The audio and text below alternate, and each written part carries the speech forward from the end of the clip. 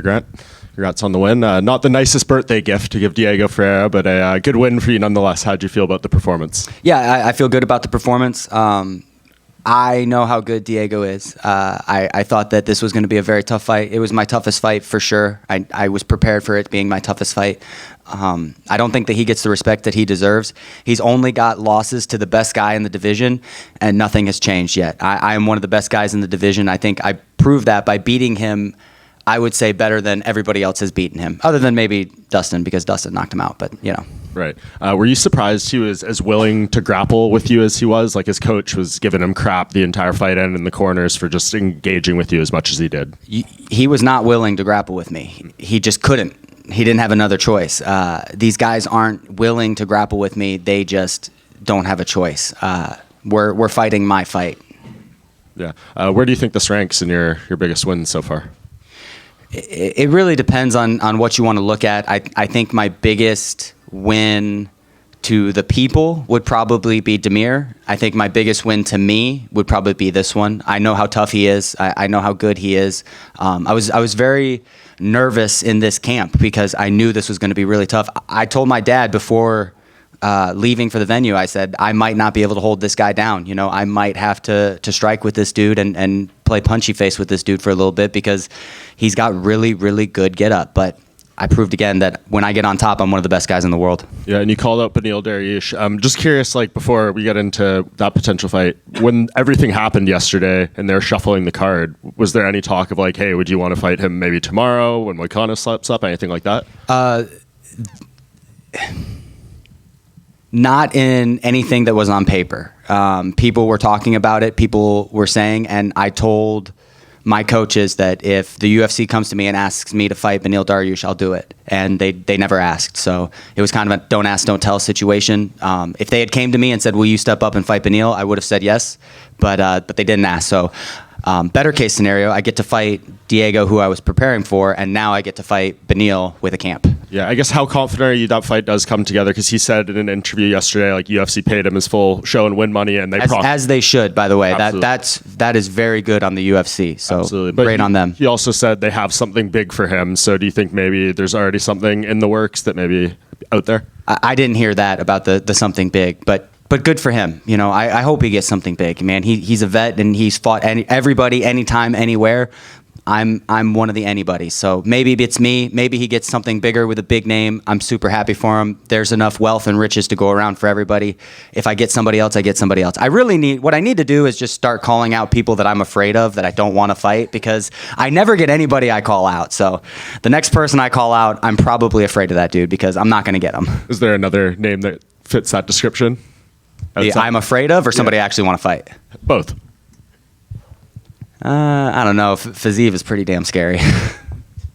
Right here. I remember I think it was when you fought in Newark. It was like a very grappling heavy fight, and you said the second you kind of grabbed a hold of him, you realized just how much stronger and just better grappler you were in there, and that kind of became the game plan in the middle, like right in the fight, maybe not before.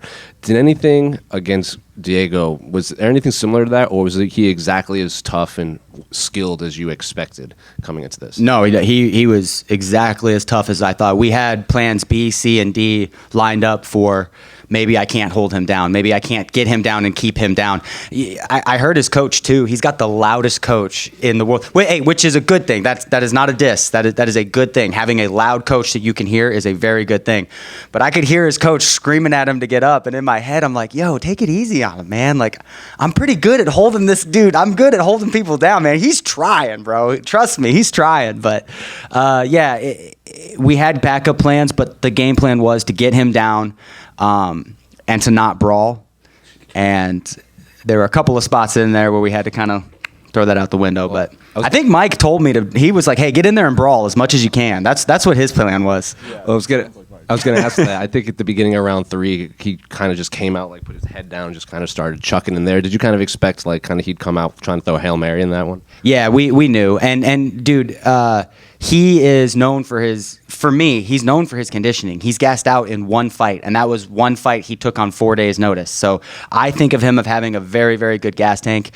every round my coaches were like, hey, he's going to come out hard this round. We know he's coming out hard this round. Like, be ready to shoot under, be ready to meet him with knees and elbows. That's the biggest thing was we wanted to meet him when he came in with knees and elbows, and I didn't throw as many knees, but we met him with a good elbow. I dropped him, I think, in the third, put him to a knee, and just couldn't capitalize on it. So I think there was last one for me. There was a moment where you grabbed his ankle and you lifted and he put his hand down, and then you still just kind of blasted him in the face, which would have been illegal like just a couple months ago. So I guess not specifically for this one, but just in general, do you approach just fights differently and just kind of game plan differently now that you do have like new weapons and tools you can use in there?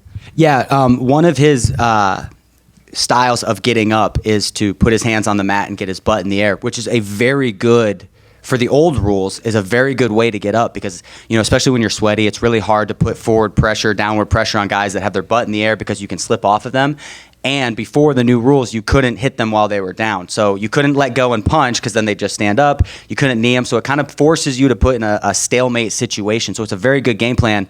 The problem is that with this fight, the rules changed, and we were planning on kneeing him in the face. And we also came up with one to kick up between his arms, and I did something similar to that, but it wasn't on the back. It was when I had his leg and I kicked him there. But yeah, I'm for less rules, not more rules. I think knees to a downed opponent should be legal.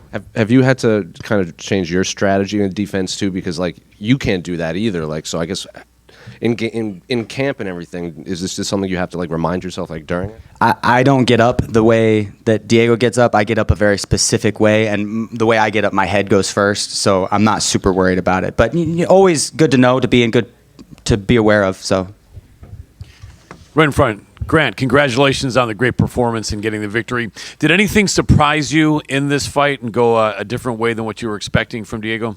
No, I knew how tough he was. I feel like we really prepared for his best weapons. The number one thing I wanted to stay away from was his crucifix, where I'm in on a leg, he starts tying up this leg, and then he goes like a Kimura on the far side. He's done some really good damage in those positions before, so we drilled those positions quite a bit. I think he got me there twice, and I knew exactly what to do. I gave up a worse position to be able to fight and continue to go other than getting caught in that position. So I'm very happy with my coaches, with my team, and the game plan that we built. Very, very happy with this fight. Excellent. Did he have you hurt at all? Maybe emotionally. In the third round, he was yelling at me about, like, let's stand up and fight like men, and I was just like, you're the one that's getting held down, bro. Like, what do you mean, Absolutely. If Beneil is your next fight, how many more after that you think you need before a title shot? Probably 4. Okay, 4 more. Excellent. Last thing, can I get your predictions for the main and the co-main tonight? Co-main event, I'm very confident that Merab will win. I think that if you look at Merab's lineup, so many former champions, Jose Aldo, Henry Cejudo, the list goes on and on. I think he's going to win this fight, and Umar really only has one credible win, and that's Corey Sandhagen, which is a great win. But let's not remember that right before that fight, he fought a debut guy that dropped him. I think that people are giving him a little too much credit because of his last name. And in the main event, of course, I'm going to go with my teammate, Moicano. I think that Arman is a very, very, very good fighter and could have gotten the job done as well.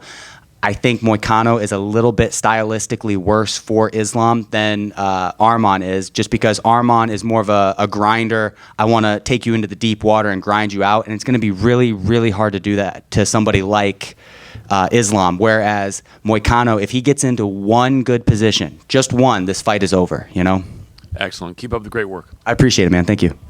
Grant, your teammate Money Moicano is fighting for the belt in a couple of hours. You spend a lot of time together. Could you tell me the wildest Moicano story? I don't know if this is the wildest story, but this is the funniest one that comes to mind. Apparently, on his podcast, he talked some shit on Joaquin Buckley, and then he was telling me that he was in the weigh-ins for one of his fights, and Joaquin Buckley came up to him, and he goes, "Hey, I heard you were talking some shit." And Moicano said, "No English." And he goes, "How can you talk shit if you don't speak English?" He's like, little bit, but no English." And then he's like, Buckley was like, "All right, whatever." He turned around and walked away. I thought that was super funny. I like Moicano quite a bit. And what you see on camera is the exact same person he is in real life. That's a great story. And a more wholesome question now. You and your wife, Ellie, have been together for 7 years. What type of advice did she give you early on in your career, and how has her advice changed? I don't really know if there's a lot of advice that she's given me word-wise, but one of the biggest things coming from a relationship that I have with my wife is that she's so supportive. I was the one that wanted to move to Florida. I'll never forget this. We went for a walk, and in 45 minutes, we made the decision that we're going to move to Florida and train at American Top Team, and she was all for it. There was absolutely no kickback. There was absolutely no hesitation. I truly believe that woman would live under a bridge with me if we were broke. So you can't find that. I would give up all the money I have to keep a woman like that. Grant, could you shout out who helped you at ATT for this camp? Yeah, number one, I got to talk to my coaches, Mike Brown, Thiago Alves, and then one of my best friends and training partners, Dakota Bush. The dude is on a 6-fight win streak, 2 finishes. He definitely deserves to be back into the UFC. He was in the UFC. He took a very, very short notice fight, and it didn't go his way, and they kind of let him go. He needs to be back in the UFC. 6-fight win streak, get this man back into the UFC. And then I got to thank JJ Wilson, an incredible jiu-jitsu guy, a New Zealand world champion in ADCC. So he came in every single Tuesday and Thursday to help me. So thank you, JJ, so much. You're an absolute stud, bro. And then my boy, Sadiq, who I smash every day. I smash you, Sadiq. But no, he came in and he helped me out a bunch too. So I really appreciate all these guys. And the list goes on, but mainly those guys have helped me quite a bit. So I really appreciate and love these guys. Great team makes a big difference, doesn't it? It's everything, It's really hard to find good guys, and it's even harder to find good guys that care about you. So I'm a blessed man. Excellent. Thank you. Cool. Thanks, guys.